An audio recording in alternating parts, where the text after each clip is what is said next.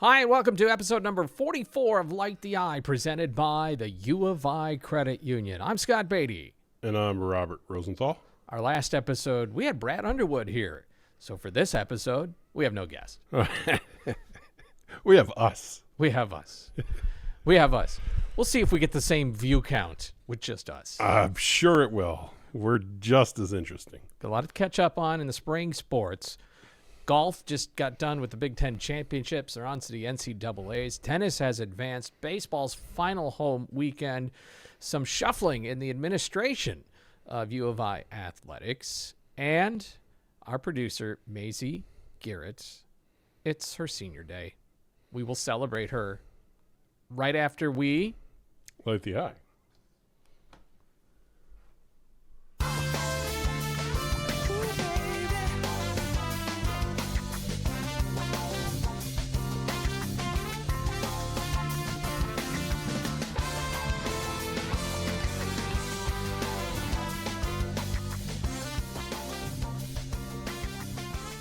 some business to clean up from last episode, thanks to an alert commenter on YouTube. A bull Yes, is an I read this. uncastrated male. Yes. That's what a bull is. A steer is a castrated male. Yes. A cow is a female that has had a calf. And a heifer is a female that has not had a calf. Okay? This is all news to me. Yeah. I've heard all of those terms in my life, and it took me till age 53 till I learned what they all meant. Yeah. A sow is a breeding female hog. A hog. So sow is just hog, not even. So when you threw out sow during the episode, the people with ag degrees were throwing things at the device. Yeah. There is my suburban upbringing was showing. Yes. I should. Yeah. There was an FFA chapter at my high school. I should know these things. I've been on a dairy farm before. I should know some of these terms, but that's interesting that cow was then chosen, right? You mean as like, what people were saying was people on the, see that animal I think anywhere, cow they is say a cow. Yeah, I mean what is a 3-year-old say? What is that? They don't say say. cow. Well, it depends if it's castrated, Grandpa. Exactly, but why wasn't heifer then the term that was chosen? With everybody said, "Hey, there's a heifer." Hey, why is cow the one we have coalesced around? Which is what a female that has already given I feel birth. like yes. Okay. I mean, I feel like you're getting a little personal if you start calling someone a heifer. It's a good point. They have different. You go different directions. It's none of your business if I've had a calf or not. I had a let's see. I had a toy when I was a kid that was Milky, the milking cow, and you would mix this like white pill in water to make milk, pour it in the thing, and then it had little udders that you would milk. That's right. Milky, the milking cow. If I'm editing this episode, I'm going to find an image of Milky, and I will put that on the screen right now. Good old Milky. That's utterly ridiculous. Oh, they continue with the puns. Let's see. You're back from Eugene, Oregon, from the Big Ten Golf Portland Championship. Oh, my bad. It was 2 hours north of Eugene. Was that? Oh, that's right. Is it hosted technically? Yes, it's one of those. It's technically hosted by Oregon, but it was. Yes, last year was Baltimore Country Club. It was hosted by Maryland. Yeah, but it's never. It's obvious. It's never at a school site because you're supposed to not have played that course. Correct. Nobody is supposed to have played that course. Correct. Rutgers has it next year. It's at Baltusrol course, which is a pretty famous golf course, hosted U.S. Opens and everything else before. So, they take it to these famous. So this was the course, Pumpkin Ridge, just outside of Portland, where Tiger Woods won his last U.S. Amateur. There have been U.S. Women's Opens here. It's a fairly well-known course, and that's what they're going for now. So it looked like Illinois was going to Illinois it, where Yes. they stormed back. Yes. And then they didn't. Yeah. They did. They did storm back. Mm-hmm. Basically, UCLA had one counterpunch left in them. Their top 2 players were a freshman and a sophomore, and those 2 guys on the final 4 holes went -4. They both birdied 2 of the last 3 holes, and that was the difference. Okay, so the string of Big Ten titles yes. ended last year when UCLA won it, right? 2 years ago. 2 years ago. Northwestern won it 2 years ago. Oh, yeah. So this is 3 seconds in a row. Okay. Yes. Which, well, I'll let you talk about this, but second place is usually really good. Yes. Might not be in Mike Small's mind. Yes. But that put aside, I mean, once this conference became a coast-to-coast with warm weather schools, yes, are we saying goodbye to Big Ten golf championships? We're saying goodbye to 13 out of 14. You know, I ran the numbers in my article I wrote about what the last 2 years would have been. If there weren't West Coast teams in this one, Illinois wins by 14 shots, just like Illinois always did. Illinois would have won last year. I think it was +2 to +13 would have been the next original Big Ten team that would have been. So Illinois would have won by 9 shots last year.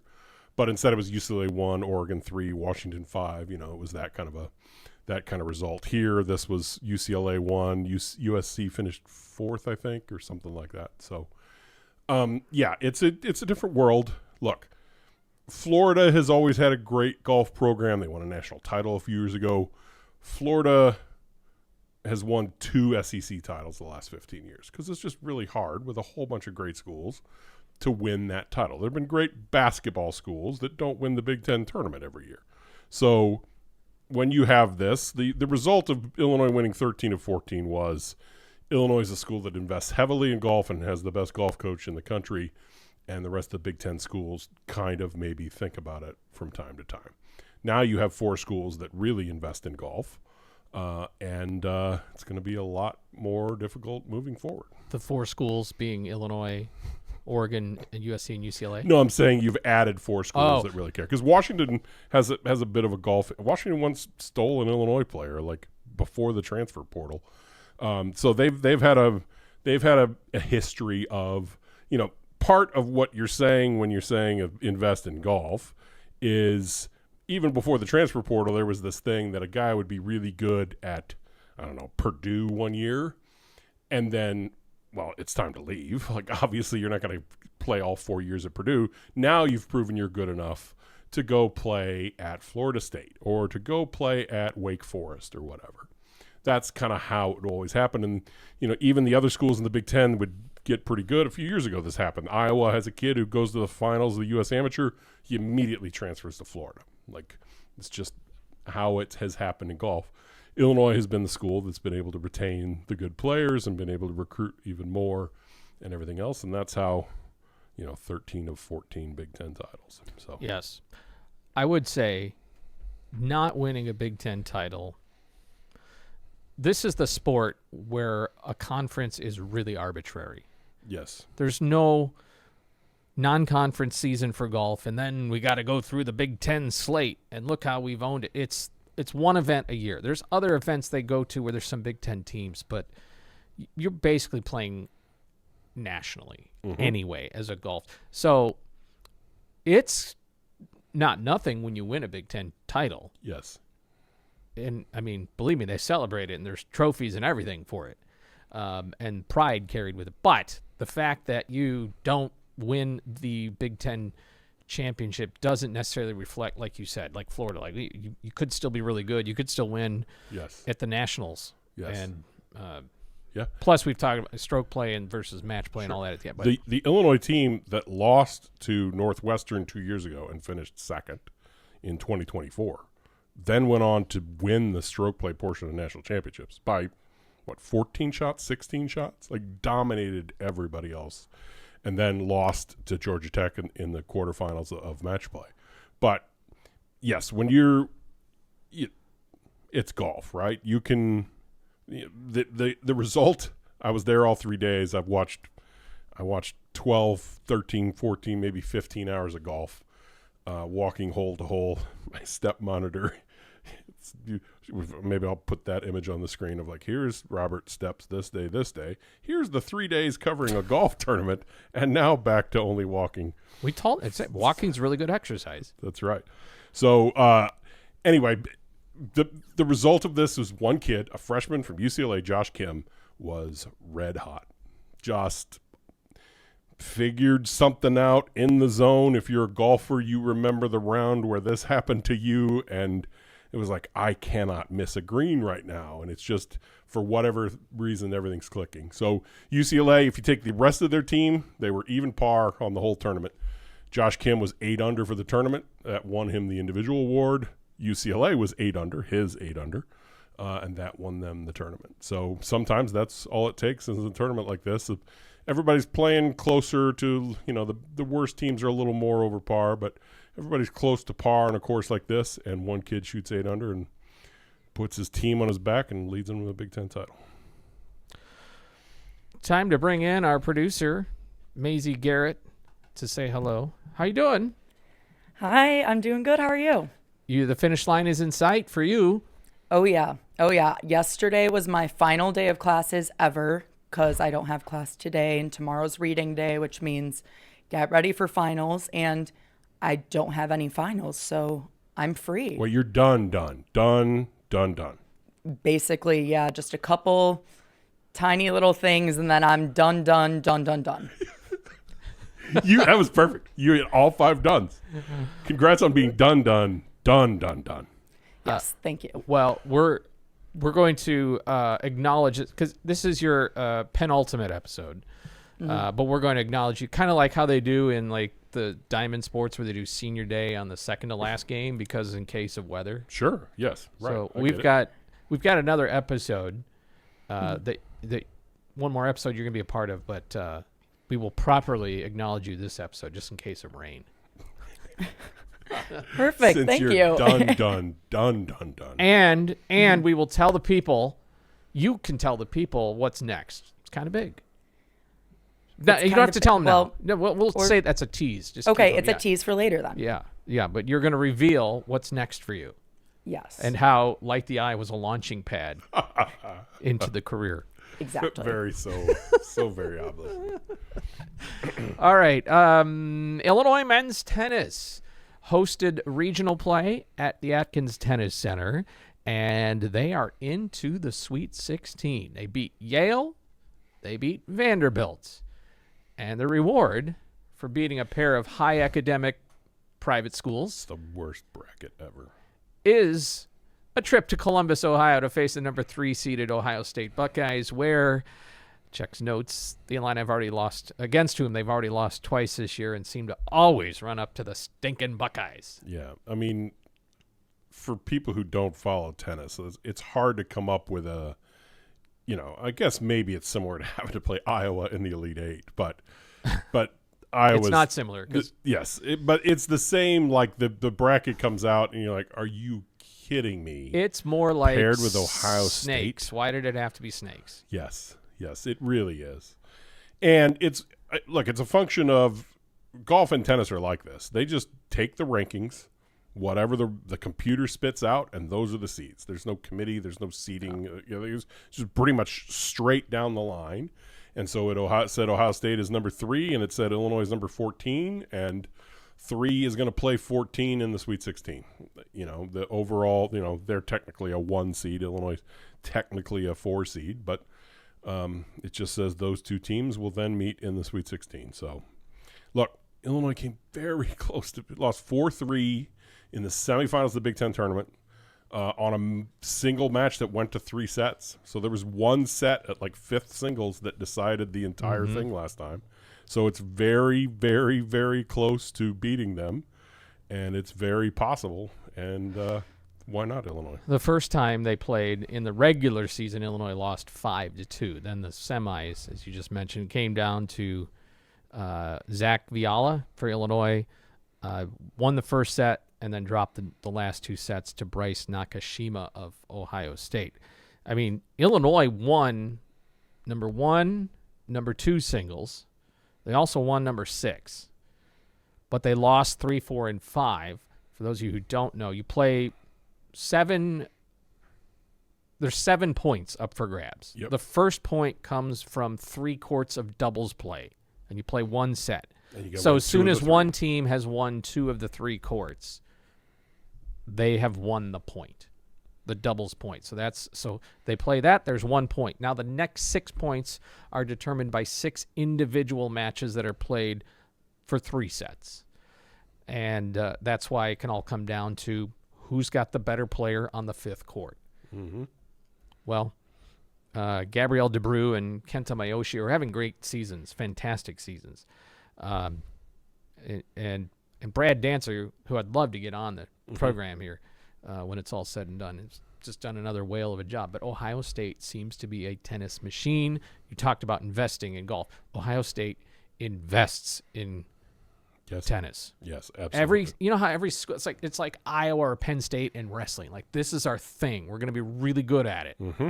Yep. They've won like regular season until this year, I think. Or maybe they tied for the regular season title. I think they tied with Michigan State, but they were the 2 seed. All I know is they were the 2 seed for the first time in like 19 years or something like that this year. And Michigan State beat them in the conference finals. They beat them 4-3. So they are beatable. It's just you're right. It's funny that at the Whitman Roundtable last June, when we're talking NIL, I asked a question based around Ohio State tennis of, okay, let's take an example of that school that wants to remain investing. Can they take revenue share and say, look, we're going to take this part of the revenue share and we're going to keep the tennis program really strong, or we're going to keep the wrestling program really strong? And there's a longer answer. That's another topic for another day. But it is that example of a program that has just recruited the top, and yet, very similar to Illinois golf, they've yet to win a national title. All these years as a 1 seed, and they just haven't been able to break through. The short answer to your question, though, is yes, they can take revenue share money. Remember, this is the $20.5 million that'll go up for next year for each school that they get to distribute pretty much as they see fit. Obviously, it's I don't know how mandated it is, but it's got to go to sports that are on TV, like football and basketball. But at Illinois, they choose to use the bulk of the money to the 4 ticketed sports. Yes. Football, men's and women's basketball, and volleyball. Yes. That's where most of their $20.5 million is distributed. There's some small sliver of it that is distributed to other individuals or sports in ways that they don't make known for competitive reasons. Yep. So it might be, and I don't know this to be the case, I'm just saying, for example, they may say, number 1 tennis player, here's a little pocket of money that you're going to get because we want you to stay here, or number 1 golf player, or ace pitcher, whatever it is for other sports. But we don't know what that is. Yeah, I found an article actually it was a link to a podcast. I wrote a preview of tennis and golf back in February or January or sometime. And on the podcast, it was basically a lower levels of tennis podcast of who are the next stars, there's that Challenger Tour that'll sometimes come, even events in Champaign and this and that, of guys trying to make it and get seated higher and climb in the rankings, and professionals. Yes. And it was an entire episode dedicated to Gabrielle DeBrew coming to Illinois, excuse me, and another kid going to Ohio State, of saying, like, look, DeBrew won the Junior French Open when he was 16. That's a kid who never, ever will go to college tennis. It's just straight to the professional tours and playing those lower events and building up his seeding until he can get, play-ins to the Grand Slams and all that kind of thing. You build it up that way. And the whole episode was about, all right, something's changing in college tennis because Ohio State and Illinois just brought in 2 players that have never come from Europe and played in the States. And now they are. So something is afoot, kind of thing. Is, doesn't have an eye toward tennis at all, kind of thing. It's not like a college blog. They were just saying, like, what are these guys going to college tennis for now? Like, what's happening? What is the shift? And I think we're talking about the shift, that there's NIL and there's rev share and there's ways for schools to make it worth their while to come play in college now. Plus, they heard that podcasts at Illinois are covering them. Yes, pretty much exactly why. They were like, can I light the eye? If so, I'm going to leave France. We've never let a tennis player light the eye. Yeah. The only people that have lit the eye are myself and you and Brad Underwood. Yes. And they're only ones in the club. And Brett Bielma, but that was at a tailgate. Oh yeah, I meant on the show. Yes, on the show it's just you mean. I'm not speaking of others. Bradley, Cole, Underwood. Yes. Okay. Yes. Big news this week out of the University of Illinois. The Illini are parting ways with longtime softball coach Tyra Perry, who just completed her 11th season. She was just the second head coach in program history. The program started in 2001 under Terry Sullivan. Tyra Perry had taken Illinois softball to 4 postseason runs in the NCAA, but had 3 subpar seasons in a row, missing the Big Ten tournament all last 3 seasons, including the one that just wrapped up this past weekend. On a personal note, I have a ton of respect for Tyra Perry and a ton of gratitude for her. So this was tough news. Not surprising news, just based on the trajectory of things, but it was still tough news. She came in 2016, was her first season, and I'll never forget that because it was her first season and it was the first year that I started doing regular radio on the network, starting with softball play-by-play, and I did some other things, and gradually my role there increased. I had done a little bit of spot stuff here and there, but this was the first regular, and I got to go with them to the regionals in 2016 and 2017, and again in 2019. But she welcomed me in, and I just appreciated how she welcomed me in and how the program worked with me as well and just let me be a part of things. So I'm grateful for that. If you take a moment to read the press release, I don't know how many coaches, when they essentially are getting fired, want to quote in the press release, but she was quoted in the press release expressing her gratitude and wishing success to the program. So I thought that was very classy and gracious of her. Yeah. She it was immediate back then when she took over. I remember those. In fact, maybe one of the top Illini athletes I've ever covered was Nicole Evans. Oh, sensational player. And it was a great player, human being. I used to, when there was that special spectators tailgate every year where they would bring in kids from local hospitals and such and get them seats and get them out on the 50-yard line before the game and all this kind of stuff. She would always volunteer for that. And, she, if you've ever seen college kids volunteer for, some kids are like on the edge, like, I'm not sure what I'm supposed to do here, but we're going to be here. And then there's always somebody like Nicole Evans who was just right in there with the kids and getting them food and playing games with them and this and that. And she's probably the best example of Illini athletes in the first 10 years of when I was doing the blog. So yeah, those years. Did she 16, win a Big 17? Ten Medal of Honor? I think so. Yeah. Yeah. She's Illinois' home run leader. Mm-hmm. And did she get a Hall of Fame? Didn't she get a Hall of Fame a few years ago? Yeah. Those teams were great. The start of Tyra was dynamite. We didn't always we didn't do all the games on radio, so we did a handful. I so happened to be on the call when she broke the home run. Oh, record. really? It was really cool. That's great. You can't just be like, well, I'm going to do every game, and just happened to be doing a random Saturday game, and she broke the home run record. Yeah, that's great. Nicole. Anyway. Tyra Perry, read the details. The university's, doing right by her, in honoring the contract, and she's going to be fine. And she has 25 years of head coaching experience. But it's still tough. She wasn't just here. And correct me if I'm wrong. Tyra Perry was hired by Mike Thomas. Yes. Yes. Just before Whitman. Yeah. I don't think there are any head coaches at the U of I now that have not been either hired by Josh Whitman or long legacy coaches that preceded Mike Thomas. Small. Yeah. Like a Mike Small, like a Dan Hartleb, Renee Sloan, I think. Brad Dancer.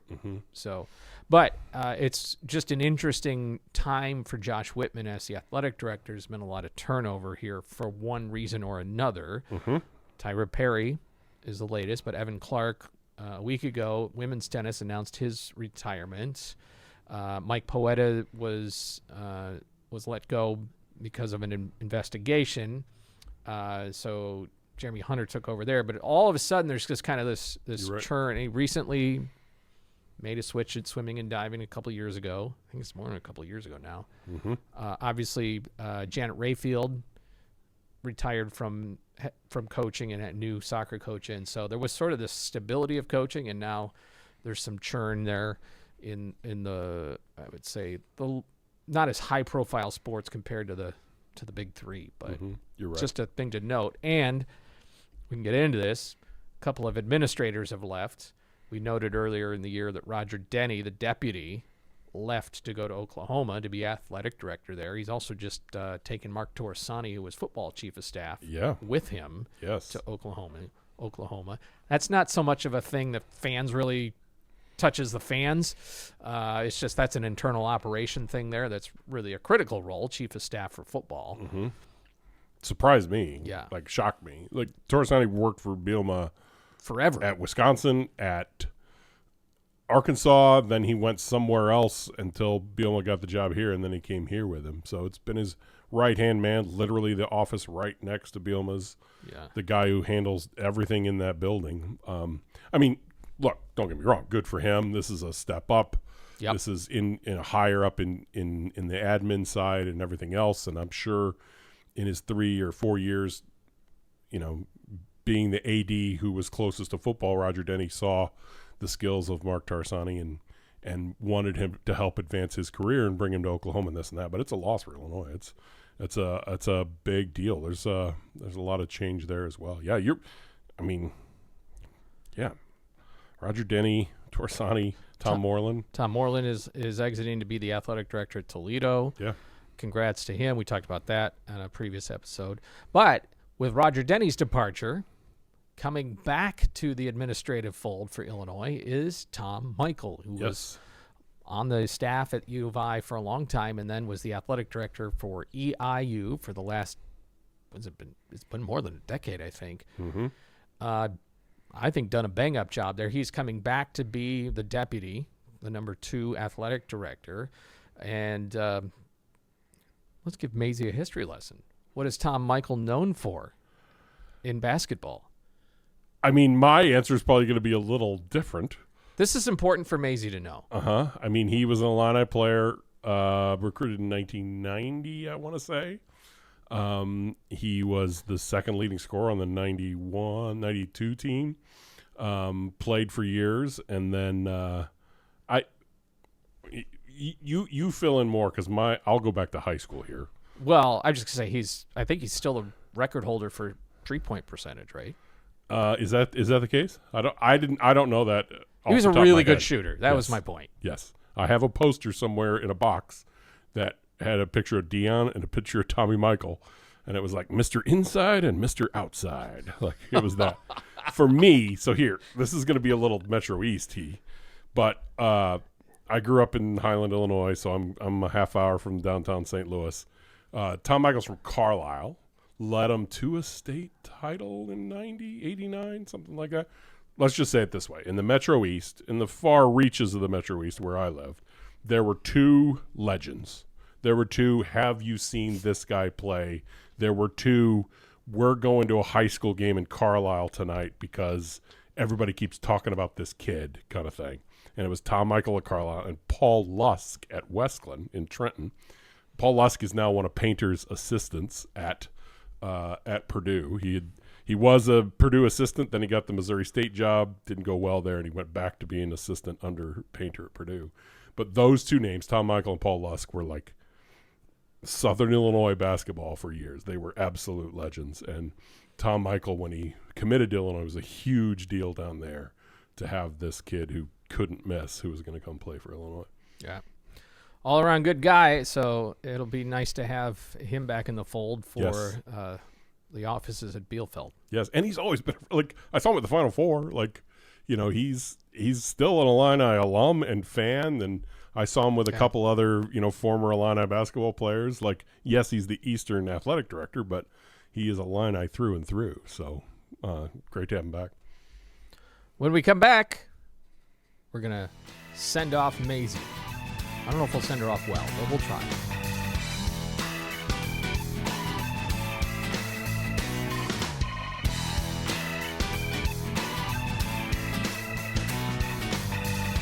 This episode of Light the Eye is brought to you in part by Logic Co-working and Logic Events. Logic Co-working, a great space for you to be productive, whether you need somewhere to retreat for a day and work on a project or a more permanent remote location to work. But they also have Logic Events where you can elevate your luncheon experience. Logic Events is teaming up with Blue Dragonfly Catering to offer an excellent luncheon experience for your group. Logic's friendly staff will be on site to welcome your guests and help direct them, and they set up an atmosphere that's ideal for your business networking or presentation. There's all the AV equipment and microphones that you need, plus a full event space that has chairs and tables and everything to make it look nice. Then Blue Dragonfly offers farm-to-table inspired menus featuring fresh seasonal ingredients, and they're able to accommodate most any dietary need. Two trusted local partners, Logic Events and Blue Dragonfly Catering, one seamless luncheon experience. Robert, you know our podcast goes all the way back to December of 2025, and I always find personally this time of the year in the podcast to be the hardest. Oh my gosh. It's because when we have to say goodbye to our senior producers. Yes. Is this who is this, the Illinois Wind Symphony playing the? No, but I think it's the procession? BBC Night at the Proms. Okay. Yes. But anyway, our very own Mazie Garrett is, we're going to put her out of the nest and say, fly, bird, fly. She kind of flew into the nest 6 months ago. Said, hey, what's up? You've grown up before our eyes. Yes. Yeah, so much. You helped us understand what a long jump is. Yes. Theoretically. Yes. Yes. Anyway, Mazie, we wanted to say thank you and wish you well in your next endeavor. So we need to do, this is senior day, right? So, okay. Oh, that's senior from Plainfield, Mazie Garrett, has been active in sports broadcasting with such endeavors as UI7 News, Big Ten Plus, and has been the producer for several episodes of Light the Eye. And accompanying Mazie today is nobody. Yes. Yep. But that's okay. Her parents still love her. In her 4 years as a student, she got to see, a 8-win football team in 2022 go to the ReliaQuest Bowl. Then she got to see a 10-win football team, a 9-win football team in 24 and 25. She got an Elite 8, and she got a Final Four. That is one heck of a run as a student. Do you have any words for us, Mazie, on your final, second to last episode? Yeah, I mean, I worked really hard to get to all of those bowl games and to get to the Elite 8 and Final Four, so thank you for acknowledging that. Yes. And was it a lot of work to get? It was so much work, but it all paid off in the end. Yes. Did. All right, we have something for her. Yes. Oh. You're being handed your parting gift. We're going to have her open it live on the air? I think so, because there's something of significance in there. Okay, yes. Okay. There is. I'm nervous. Uh-huh. It's cute delicate. Little card, thank it's you. Delicate. Uh-huh. It's delicate. Uh-huh. Be careful you don't drop it. Mm-hmm. Hey. Wait. Okay, Starbucks gift cards. Mm-hmm. Thank you. I'm going to need that. And Yes. thanks for all of your help.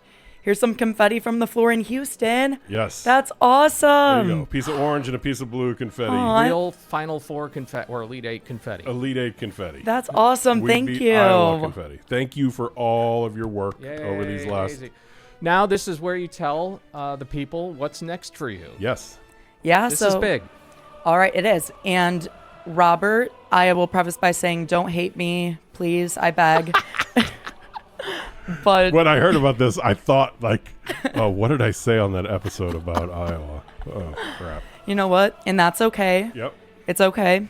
But I will be heading to Cedar Rapids, Iowa. I'll be at KGAN Television, Iowa News Now, where I'll be a sports multimedia journalist. So I will mostly be covering the Iowa Hawkeyes. And so I'm excited to keep a close eye on the Illini still. And then I'll also be covering high school sports in the area. Yay! Congratulations. When does the gig start? I will start on June 15th, so I'll have a little bit of time to, relax before I got to move. But I have lots of family out in Iowa, so I'm excited to be out there with them for a little while. Well, since you're going to be doing, journalism. Yes. You won't be there to be a fan. Yes. Right. So you don't have to shed your orange and blue, do you? No, not at all. It's objective reporting. Mm-hmm. And my boss is also an Illinois alum, so she gets it. There we it's go. Perfect. There we go. Beautiful. Yes, as long as we can plant more subversives out there into around big countries. It's just like the Americans. Look, it's exactly what it is. It's a series called The Hawkeyes. Look, Northwestern has done this with all their stupid journalism. Mizzou has done this throughout ESPN, having a bunch of Mizzou journalism grads shining up Mizzou for them. So, yes, please. It's an episode called The Hawkeyes. That's right. Then we have secret meetings. Mm-hmm. Mm-hmm. Okay. We're thrilled for you. And can't thank you and Ella enough for helping us get this going. We've told you this, but we hear all the time that listeners and viewers love connecting with you guys as students, and we love that students are a part of this because this is a campus endeavor after all. So we're excited for your next steps. Hope you won't forget us. When you become a big TV exec, please hire me. If that happens, I will. All right. But there is something else important that you want to bring to our attention. So hope folks can listen up here. Yeah. So thank you so much. First of all, I've absolutely loved being a part of the show. Thank you so much for asking me to. I've had so much fun here. But on the more important side, just wanted to remind everyone May is Brain Cancer Awareness Month. And earlier this year, this became very near and dear to my heart. My roommate, Chloe, was diagnosed with brain cancer. She had a tumor, still has a little bit. It's something that she's going to be living with for the rest of her life. And this is also impacting central Illinois over in Monticello. There's investigations of cancer clusters and glioblastoma. So important to support your neighbors, support your people. And we are raising money for the American Brain Tumor Association. So we'll add a link in the bio if you want to make a donation or show support in any way to help those in need whose lives are affected. It means a lot. So help your neighbors. Thanks. We appreciate it. And know your roommate, Chloe, she's a fighter. And we'll be pulling for her. Yes, thank you. She's killing it. All right. Well, I'm going to leave you with this. And I think Robert, you're referencing the amazing run that Mazie's gotten to witness. Mm-hmm. You've got the combined success in the last few years of football and what they've done with back-to-back bowl wins. Men's hoops, obviously the string now of NCAA appearances and getting to the Final Four. Women's hoops, back-to-back appearances with wins in the NCAA postseason. And I don't know if we can pull up the image here for those that are viewing. But you look at what has gone on in 2026. There is no state that is touching the number of tornadoes that have occurred compared to what Illinois has. 119. Does that say 2 for Nebraska? I just want to say this is how incredible Josh Whitman is. All this athletics. Name another state that's got its flagship university succeeding in football, men's and women's basketball, and a number of tornadoes. And has people running to storm shelters. I'll wait. Yes, you're right. So, Mazie, just know these are the days. These are the days to be in Illini and dodge tornadoes. Border states, not even close. And then Oklahoma, supposedly a blue blood in tornadoes. Yeah, that's a good point. Yes. NIL has really changed some things. It has, it and really people has. Have stepped up to the plate. Yes, transfer portal, everything else. Suddenly, the tornadoes are like, Nebraska who? We're going to Illinois. So stay weather aware, everybody. That's right. Know your shelter and your safe space. Mm-hmm. Thank you, Mazie Garrett, for your fine work. Thanks to our hosts here at the Center for Innovation in Teaching and Learning. For Robert Rosenthal, I'm Scott Beatty. Next time we join you, we're going to visit with Professor Barry Hauser, director of the Marching Illini. We'll do that next time when we light the eye.